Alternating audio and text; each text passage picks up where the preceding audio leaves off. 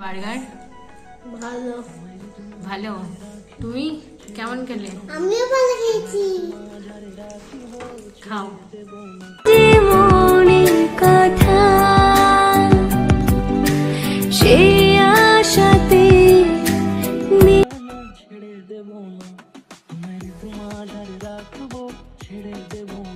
Hello guys, welcome back to my channel. আমি সুস্মিতা হাজির হয়েছি আবারও একটা নতুন রেসিপি নিয়ে। তো চলো বন্ধুরা, কি রেসিপি হতে চলতে পারে বোঝো তো। একদমই নিয়ে চলে আসছে একটা সন্ধ্যেবেলার স্ন্যাক্স রেসিপি। বলো তো, হঠাৎ করেই বড় মামামের আবদার হলো তার কাকার কাছে যে কাকা আমি বার্গার খাবো। এবার কাকাও ভাবলো বার্গার দোকান থেকে কিনে নিয়ে আসবে, দোকানের স্টাফিংটা কতদিনের বাসি হবে।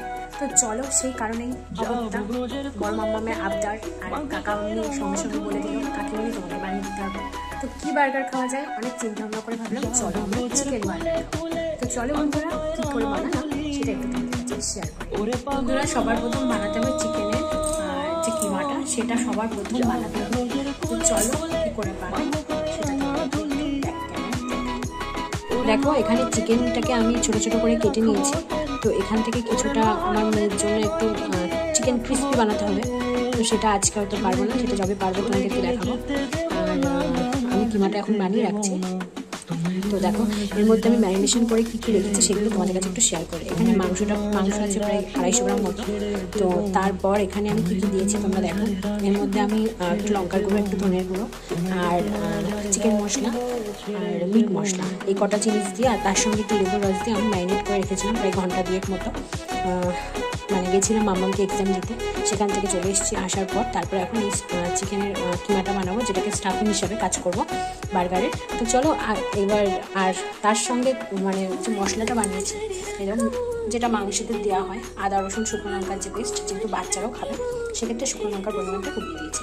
তো হ্যাঁ, আর এর ভেতরে একটু গোলমরিচের গুঁড়ো দেওয়া আছে, যেহেতু কাঁচা লঙ্কা এখানে আমি ব্যবহার করবো না। আর আমি এবার একদম যেরকম মাংস রান্না করতে লাগে সেইভাবেই রান্নাটা করবো। এর মধ্যে একটু সামান্য হলুদ গুঁড়ো, একটু চিনি করবে, ব্যাস। তো চলো একবারে রান্নায় যাওয়া যাক। প্রথমে কড়াইতে আমি তেল দিয়ে দিয়েছি, আর খুব একটা বেশি না। এইবার আমি রান্নাটা করব। প্রথমে আমি এই মশলাটা দিয়ে দেবো, যেটা মিক্সিতে মশলা করেছিলাম, এই মশলাটা আমি দিয়ে দেবো। আর মাংসের ভেতরে হলুদ একটু লাগিয়ে নিয়েছি। তো চলো আগে মশলাটা দিয়ে নিই, তারপর আসছি। তো দেখো, মশলাটা দিয়ে মশলাটা কষানো শুরু করে দিয়েছি। আমার একদম না, মানে কি বলবো, ক্যামেরাটা যে ধরবো সেটাই মাথায় ছিল না। মানে এদিকে ভাত বসিয়েছি, যেহেতু স্টাফিংটা বানিয়ে রাখলে সন্ধ্যেবেলায় বার্গারটা করতে সময় লাগে। দেখো, মোটামুটি মশলাটা থেকে তেল বেরিয়ে এসেছে। তো এইবার আমি চিকেনগুলো দিয়ে ভালো করে কষবো। তো চিকেনগুলো এবার আমি দিয়ে দিলাম।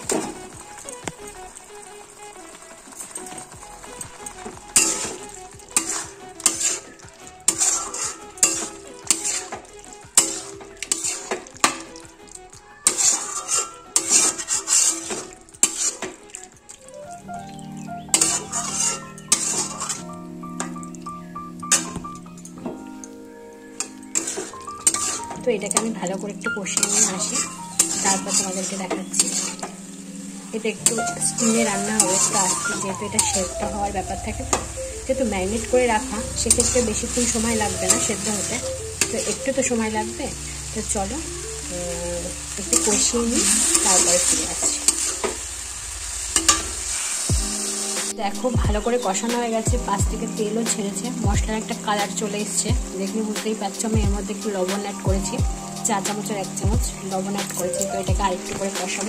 এইবার এটাকে আস্তে আস্তে দিয়ে কষবো, এতে কিন্তু জল ইউজ করবো না, এইভাবেই সেদ্ধ হবে। তো চলো একেবারে কমপ্লিট হয়ে যাওয়ার পর তোমাদেরকে দেখাচ্ছি।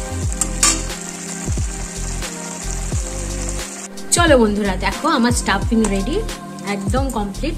তো এইভাবে আমি এটা রেখে দেবো, তাহলে সন্ধ্যেবেলায় আমার বাকি কাজটা করতে একটু তাড়াতাড়ি হবে, নাহলে এটা করে ওটা করতে একটু দেরি হয়ে যাবে। তো একদম ইজিভাবে বানানো কমপ্লিট হয়ে গেল। তো চলো এরপরে একেবারে সন্ধ্যেবেলায় ফিরে আসছি।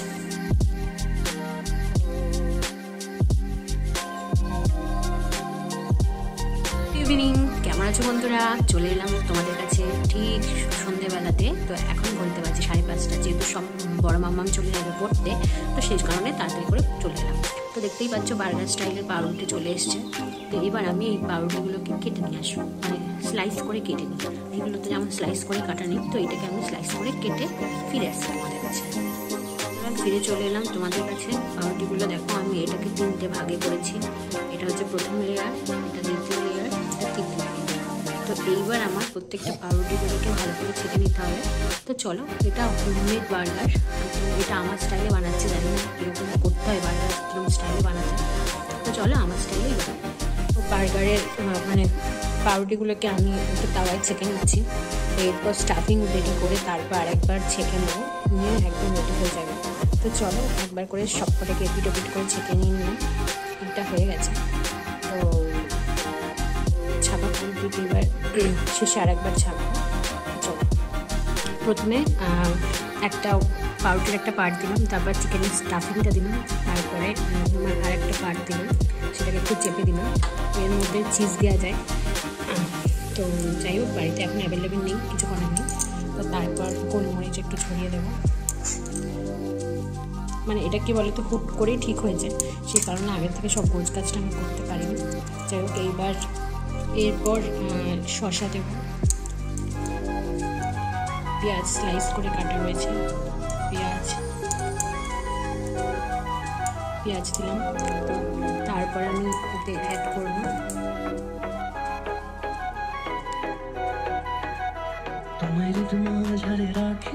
যেহেতু এক হাতে দিচ্ছি তো ভক করে অনেকটাই বেরিয়ে গেল। ঠিক আছে, চলো সমস্যা নেই।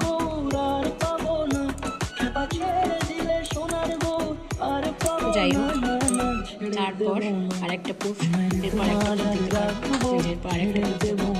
আর যদি মনে হয় যেখানে তুমি আরও একটু চিকেন দিতে পারো, যদি তোমার কাছে বেশি থাকে, যে একটু বড় খাবে, তো সেই জন্য একটু এটাকে একটু মানে আর একটু স্পাইসি করে দিলাম, ওদের জন্য বানাচ্ছি। ব্যাস, তারপর এটার ভিতরে আরেকটু তো